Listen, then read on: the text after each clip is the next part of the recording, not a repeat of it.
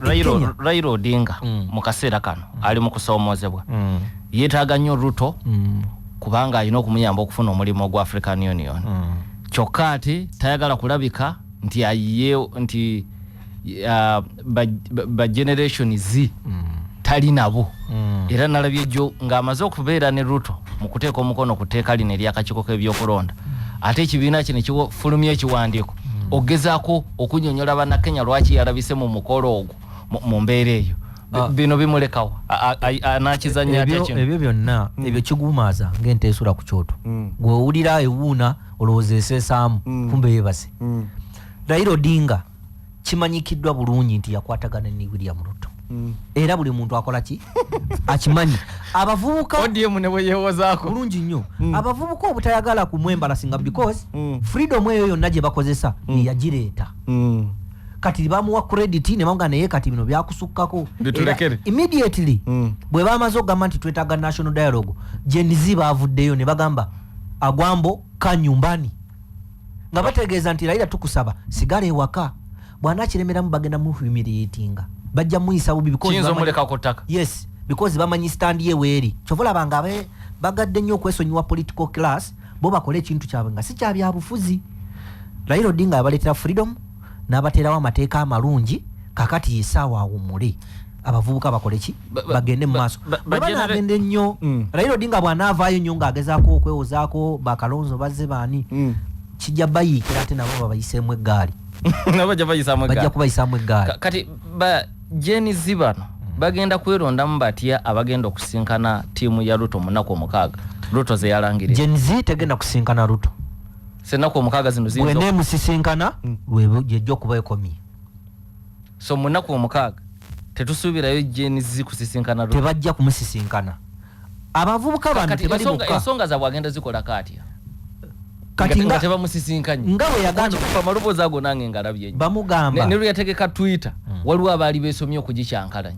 bamugamba ebbanga lyonna bino obadde tobiraba tumala kuvaayo saawa eno kati ggwe lw'obiraba kale bw'oba obirabye bikoleko neffe tetujja gy'oli ekisooka baagala bikoleko nga tabasisinkanye yes bino bye yasoose byamaze basisinkana teyamaze basisinkana ayina baagala akole mulimo gwe kye bajja omusonyiwako kigenda kubeera kimu political class kyegenda omuyambako tebajja mugoba mu buyinza nti parliament ejja kutuula ku mugoba ajja mugoba mu buyinza naye ebisinga byonna bye baagala ajja kubikola ebyabavubuka ajja kubikola ku mpaka kubanga Kenya baafuna omukisa ogutatera kufunika mu nsi yonna bakola constitution ya 2010 nga opposition yesinga ababaka mu katudde 88.8 CBS FM. nga twetegekera okukuza olunaku lw'okulwanyisa ebiragalalagala World Drugs Day olwateekebwawo mu nsi yonna okulwanyisa n'okwefumiitiriza ku nkosa y'ebiragalalagala the National Prefects Conference ekomyewo okusomesa abakulembeze b'abayizi akabi akali mu kukozesa ebiragalalagala mu mulundi ogwokusatu. Drugs Apana Uganda, Butabika National Referral Hospital ne Kyabasa Fama bakutuusaako the third National Prefects Conference 2024 nga 25 July ku Hotel Africana. Omulamwa gw'omwaka guno guli nti drug abuse effects on mental health. Bannannyini masomero n'abakulembeze b'amasomero tubakoowoola okutwegattako okuleeta abakulembeze b'abayizi ba prefects basomesebwe akabi akali mu kukozesa ebiragalalagala olwo ate nabo baddeyo basomese bannaabwe abaneetaba mu third National Prefects Conference 2024 nga 25 July ku Hotel Africana. Okwewandiisa kugenda mu maaso ku essimu noti 7 noti 9 7 noti 5 7 2 WhatsApp kuweereza ku noti 7 noti 9 7 noti 5 7 2 oba jangu ku Kyabasa Fama olabe Ana Sebunya. The third National Prefects Conference 2024 25 July Hotel Africana ekutuusibwako Kyabasa Fama Butabika Hospital Nkumba University UNESCO ng'eyita mu Ministry of Education Mount St. Henry's High School e Mukono ne BBS Telefina.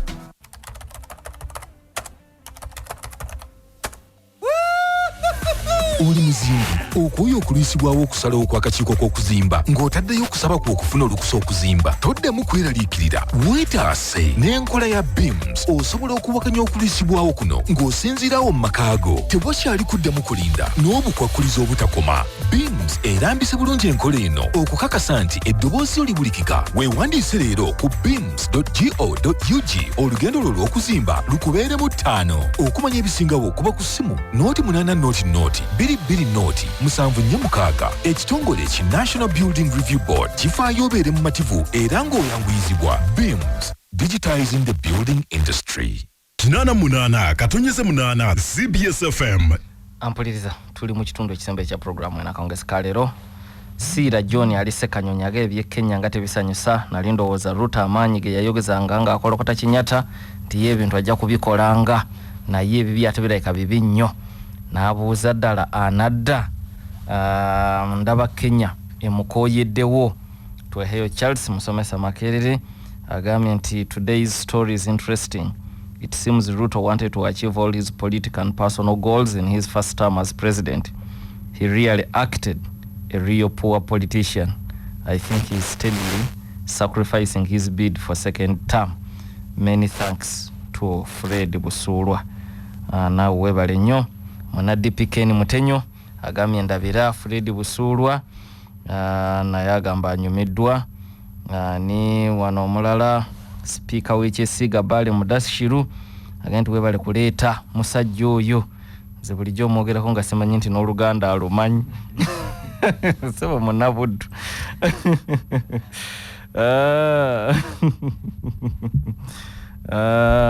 Ni wano omulala kandabe bali kusiba. Hello Dr. Sam. Sebo wange. Tata webale kuweza gwanga n'Obuganda. Nze muzukulu wa Mugema Musayi gwa Yezu Kameria Godfrey ndi musomesa wasajja Kabaka ESSA. Ekyamazima nange nali nsuubira nti William Ruto gagenda kubeera matante era nti kakeeka. Naye omusajja nga yakalayira eggwanga lye ne likyukirira bo ne ngamba lwaki omusajja oyo nga teyagenda ko nga ku bukulembeze bwe naffe nga ne tubulabako. Akuumeze Musayi gwa Yezu naye yo nga Kenya baba eri bubi nnyo. Webale nnyo mukalazi asinzidde Kongo agambye akamu ku bukwakkulizo yebaziza Busulwa naga nti anyumiddwa nnyo program.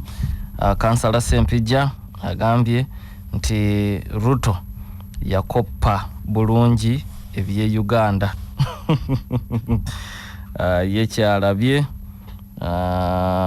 nagamba atya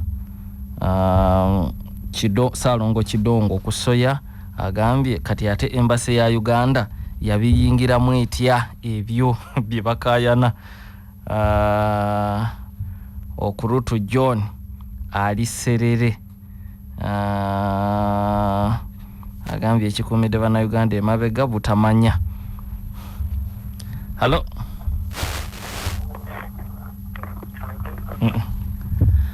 Hello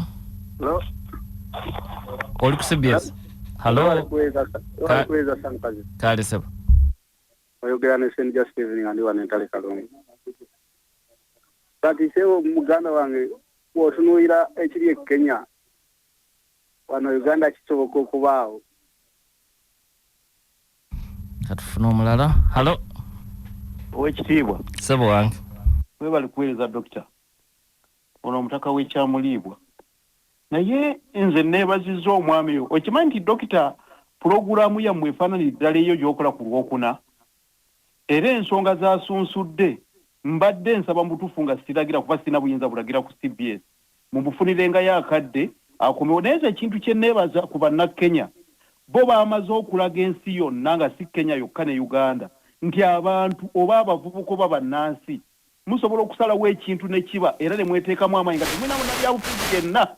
Kyensaba abali mu mawanga go tukufunye bulungi. Senfuma Ronald ali Kasonji agambye okusinziira ku mutabani wange Busulwa byannyonnyodde Ruto asaana kulekulira byamulema lubereberye. Fire Bongole Rutaya ali Seguku agambye kwendi ku y'obujjajja n'ekiki ekireetera abakulembeze okuva ku ebyo bye baasuubiza abantu nga bali mu kalulu kyekimutabudde. Hello. Hello. Sebo. Oli ku CBS. Sebo kwendi nnyo.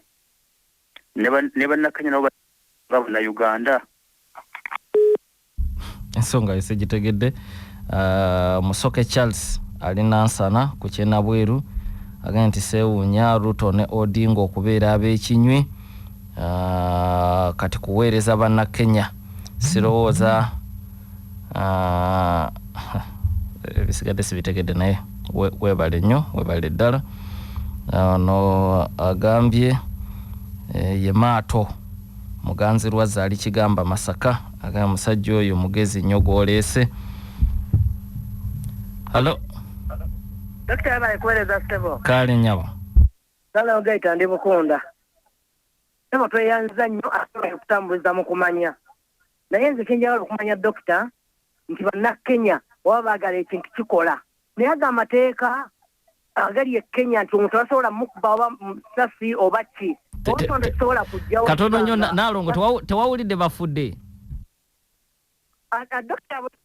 bafudde bangi sibe bangi wano Dr. Ogansi be bangi. Sibe bangi Dr. batukuba muno omuko ogubalagala okiba kituusa ku show wano. Ensonga yetegeerekese. Katulaba omula. Halo. Mwebala okuweereza eggwanga n'Obuganda. Amanyi azemu Joseph Frank nsinzidde makindi wano ku kooti. Nze bannaye mu bulamu bwange siwagira muntu kutwala bulamu bwe kufiira bwerero leka abaana bo. Ekigenda okutereeza eggwanga lino si kwekalakasa si kweyiwa musaayi wabula kutuula ku mmeeza emu. Mugana nange simu yo ekutuseeko naye ensonga yetegeerekese toyagala kiyiwa musaayi obaka bo butegeerekese bulungi nnyo. Kandabe simu endalimu. Halo. Halo, wewe tueleza Stebo. Kale nyabo. Nzema ali mananche ebijaba. Naye nze kale kyenda ba ku gavumenti ya za bantu betulonda. Bo basala okutunyigirizanga abantu. Naye kati ekyo mbuuza mu Uganda ebitunyigirizanga bingi nnyo ffe tusaze magazzi kinaffe okuva mu eyembeera.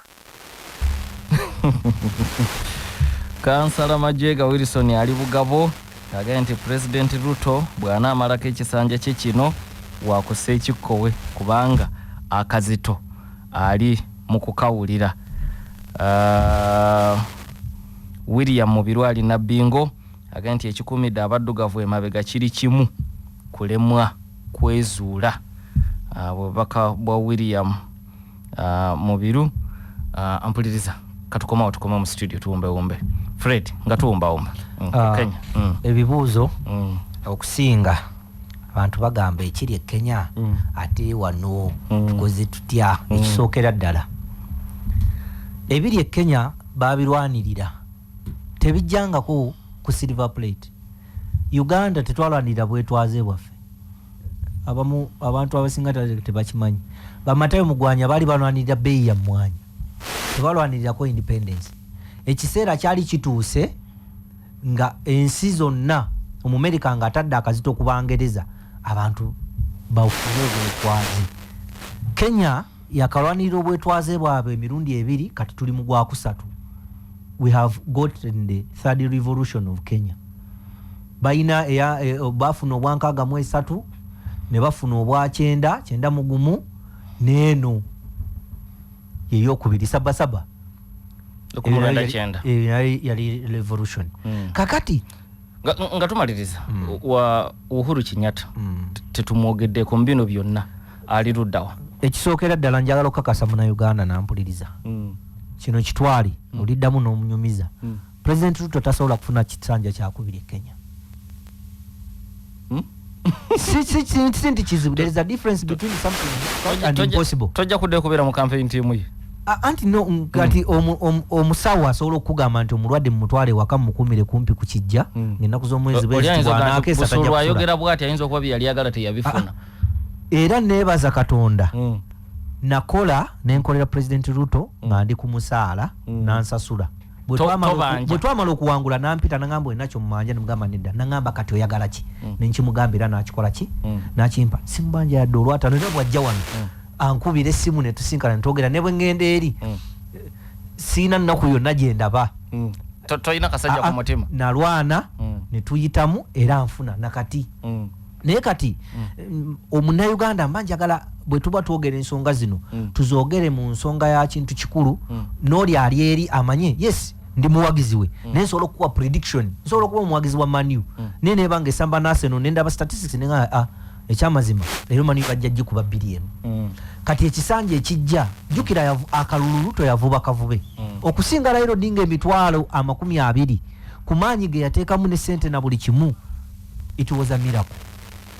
Kakati mu mikago gye yajja akola olaba nti yaddiranga gavana wesaza n'akola nayo mukago jangu oba speaker wa Senate Amason King n'aleetanga abantu abajja wansi kati Uhuru Kenyatta awangalesa abasajja kabaka 7 tumufunziza kati ajja akozesa n'ababo bakusike nteeka. Heavenly Father, we want to thank you for this engagement, great engagement with the people of Kenya from different parts of our country. Bino tebiringa biri ebyedda kati ensi yonna erabe ekigenda maaso. Abali kamera mbebaza era nyongero basaba temujja kamera zammwe ku bantu baffe that we have got from these great Kenyans on the issues that affect our country. In Jesus' name I pray. Amen. Thank you very much, guys. God bless you. Thank you. www.youtube.com/expresstv24